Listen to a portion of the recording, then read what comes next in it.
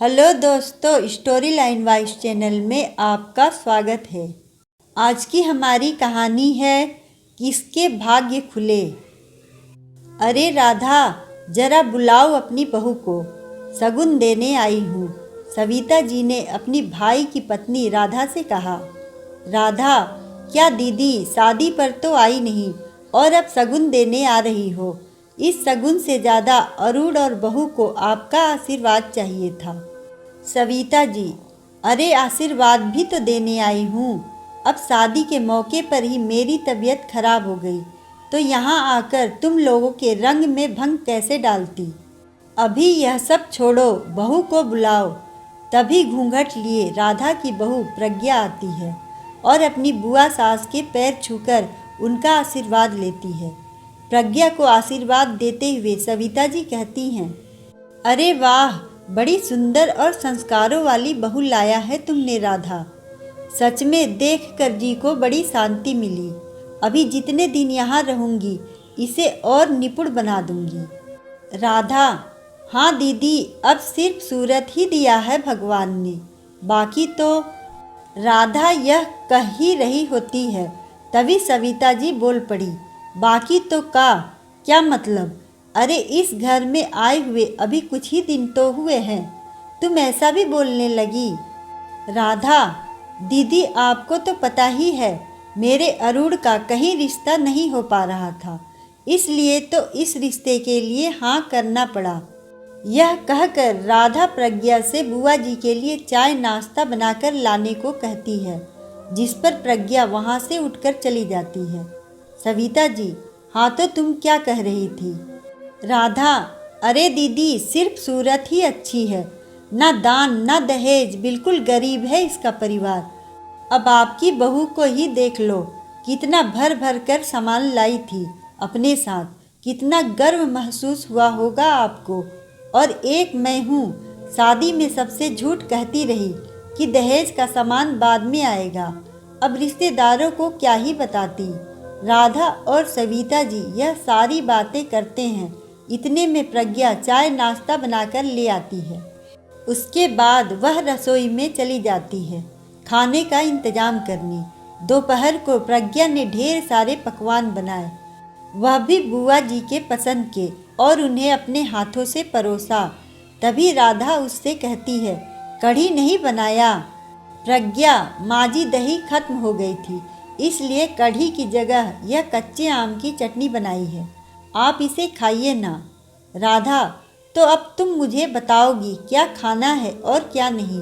देखा दीदी कैसे यह सोच रही है, यह अपनी हुकूमत चलाएगी। यहाँ सिर्फ मेरा राज चलेगा और जो मैंने कह दिया वही मानना है तुम्हें। दही खत्म हो गया है तो मुझे क्यों नहीं बताया? यही होता है जब अपने ओहदे के मेल से रिश्ता न जोड़ो। दीदी, इसके तो भाग्य विधाता ने बड़ी अच्छी भाग्य लिखी और मेरे भाग में इसे लाकर पटक दिया। यह बड़ी नाइंसाफ़ी की भगवान ने मेरे साथ। सविता जी कुछ नहीं कहती और इधर प्रज्ञा सिर झुकाए रसोई में चली जाती है।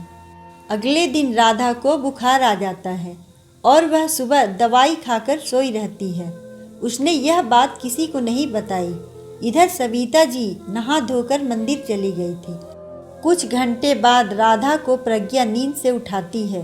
राधा नींद से उठकर देखती है, सामने प्रज्ञा हाथों में खिचड़ी लिए खड़ी है। राधा, यह सब क्या है? तुम्हें नहीं पता मैं पूजा किए और भगवान को भोग लगाए बिना कुछ नहीं खाती। प्रज्ञा, माँ जी, मैंने पूजा भी कर ली और भगवान को भोग भी लगा दिया। मैं यहाँ पहले भी आई थी क्योंकि इतनी देर तक आप नहीं सोती, पर यहाँ आकर जाना आप बीमार हैं तो मैंने आपको जगाना ठीक नहीं समझा। पर अब तो काफ़ी देर हो गई है, आपको भूख भी लगी होगी, इसलिए खिचड़ी बनाकर लाई हूँ, आप इसे खाकर फिर से सो जाइए। मैं बीच बीच में यहाँ आकर आपको देखती रहूँगी। यह कहकर प्रज्ञा खिचड़ी वहीं रखकर चली जाती है। उसके बाद प्रज्ञा अपनी सास की खूब सेवा करती है, पर राधा के मन में उसके प्रति कोई भावना नहीं जागती। उसे लग रहा था कि यह जो वह उसे इस घर की बहू बनाकर लाई है, उसके बदले में प्रज्ञा यह सब कर रही है।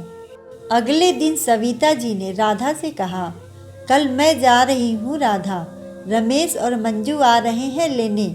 वह इधर किसी काम से आए थे तो कहा मुझे लेकर ही जाएंगे। उसके अगले दिन सविता जी के बेटे बहू उन्हें लेने पहुँच जाते हैं। प्रज्ञा उनकी आव भगत में कोई कमी नहीं रखती, पर मंजू पैसे वाली थी।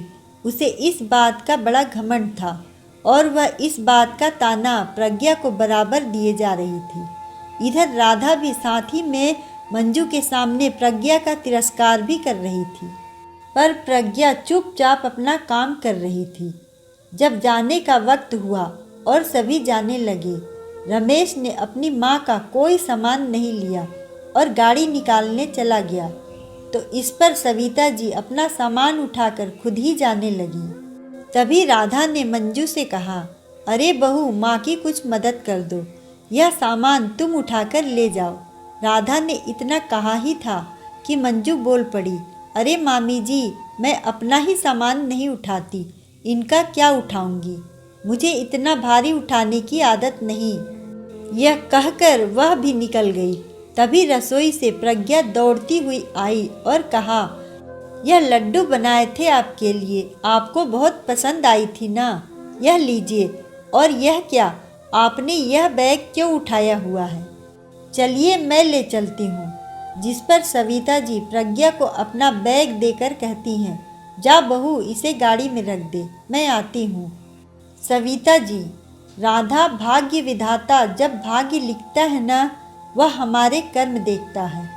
तूने भी अपने कुछ अच्छे कर्म किए होंगे जो ऐसी बहू तेरे भाग्य में मिली, पर तुझे हमेशा पैसा दिखता है। इस चमक में तू अपने भाग्य के हीरे को ही देख नहीं पा रही। बुढ़ापे में पैसा धरा का धरा रह जाता है, जो अपने को कोई संभालने वाला ना हो। अभी भी समय है, भाग्य विधाता के विधान को समझ लो। क्या प्रज्ञा के इस घर में बहू बनकर आने से उसके भाग्य खुले हैं या तेरे? दिन भर अपने कमरे में पड़ी रहती हूँ, फिर भी कोई सुध लेने नहीं आता। यहाँ तो तेरे कमरे से न निकलने पर खुद ही तेरे बारे में जानने चली गई और तेरी फटकार खाकर भी तेरी सेवा करती रही। यह कहकर सविता जी चली जाती हैं और उसके बाद से राधा प्रज्ञा को बहू नहीं, बेटी समान सम्मान और प्यार देने लगी, क्योंकि उन्हें सच का आईना दिख चुका था। अगर आपको कहानी पसंद आए तो वीडियो को लाइक करें, चैनल को सब्सक्राइब करें और कमेंट में बताएं कि आपको कहानी कैसी लगी। धन्यवाद।